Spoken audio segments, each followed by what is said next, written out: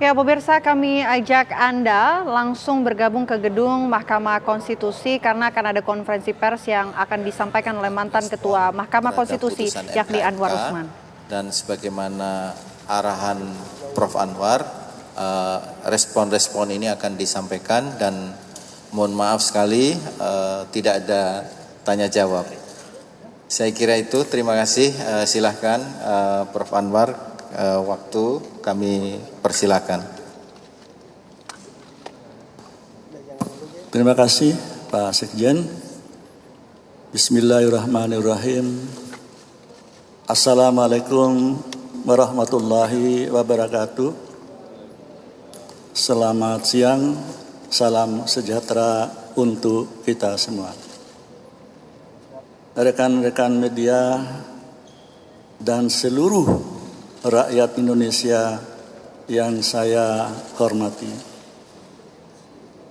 Menyikapi perkembangan terakhir terkait dengan putusan Majelis Kehormatan Mahkamah Konstitusi,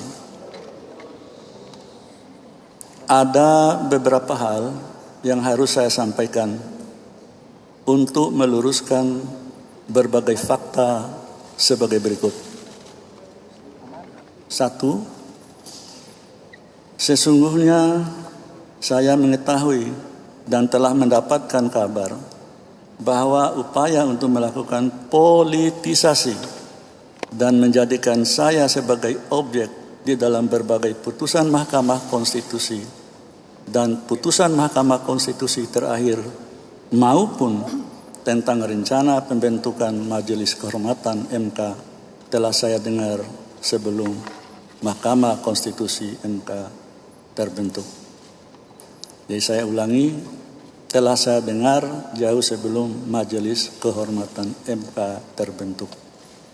2. Namun, meski saya sudah mendengar ada skenario yang berupaya untuk membunuh karakter saya, tetapi saya tetap berbaik sangka, berhusnuzon, karena memang sudah seharusnya begitulah cara dan karakter seorang Muslim berpikir.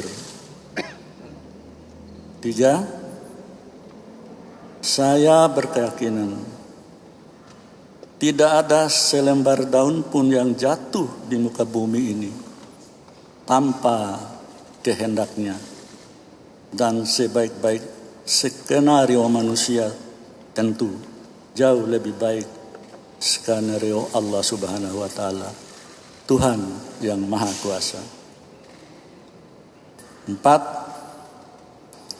Sejak awal saya sudah mengatakan bahwa jabatan itu adalah milik Allah Subhanahu wa Ta'ala, Tuhan yang Maha Kuasa. Sehingga pemberhentian saya sebagai Ketua Mahkamah Konstitusi tidak sedikit pun membebani diri saya. Saya yakin dan percaya bahwa di balik semua ini, insya Allah ada hikmah besar yang akan menjadi karunia bagi saya dan keluarga besar saya, sahabat dan handai taulan, dan khusus bagi Mahkamah Konstitusi nusa dan bangsa. 5. Namun demikian wajib bagi saya untuk meluruskan beberapa hal agar publik memahami tentang apa sesungguhnya yang terjadi. 6. Yang pertama, meski saya mengetahui tentang rencana dan adanya skenario terhadap diri saya melalui pembentukan Majelis Kehormatan Mahkamah Konstitusi, saya tetap memenuhi kewajiban saya sebagai Ketua MK untuk membentuk Majelis Kehormatan Mahkamah Konstitusi sebagai bentuk tanggung jawab amanah jabatan yang diembankan kepada saya selaku Ketua Mahkamah Konstitusi. Yang kedua, saya menyayangkan proses peradilan etik yang seharusnya tertutup sesuai dengan peraturan Mahkamah Konstitusi dilakukan secara terbuka.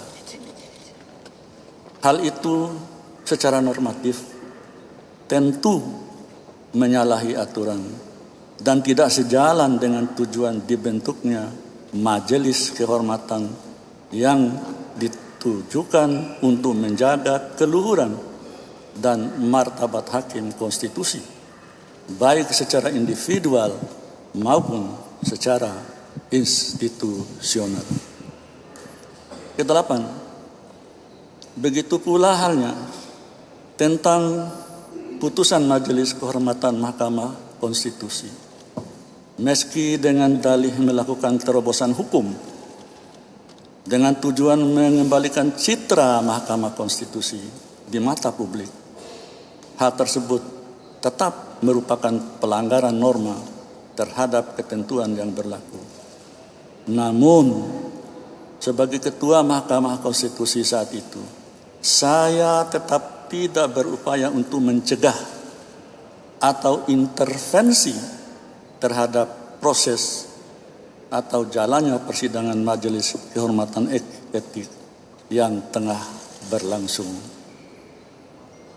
9, yang merupakan ketiga, penting untuk diketahui dan dipahami oleh seluruh masyarakat Indonesia bahwa saya adalah hakim konstitusi yang berasal dari Mahkamah Agung yang telah meniti karir sejak tahun 1985. Artinya, sudah hampir 40 tahun saya menjalani profesi hakim, baik sebagai hakim karir di bawah Mahkamah Agung maupun hakim di Mahkamah Konstitusi sejak tahun 2011. Dan telah saya jalani tanpa melakukan perbuatan yang tercela. Saya tidak pernah berurusan dengan komisi yudisial atau badan pengawas Mahkamah Agung. Juga tidak pernah melanggar etik sebagai hakim konstitusi sejak diberi amanah pada tahun 2011. Ke-10 yang merupakan bagian keempat. Saya menyadari dengan sepenuh hati ketika menangani perkara pengujian undang-undang pemilu, khususnya terkait dengan batas usia capres dan cawapres, perkara tersebut sangat kuat nuansa politiknya. Namun, sebagai hakim konstitusi yang berasal dari hakim karir, saya tetap patuh terhadap asas dan ketentuan hukum yang berlaku.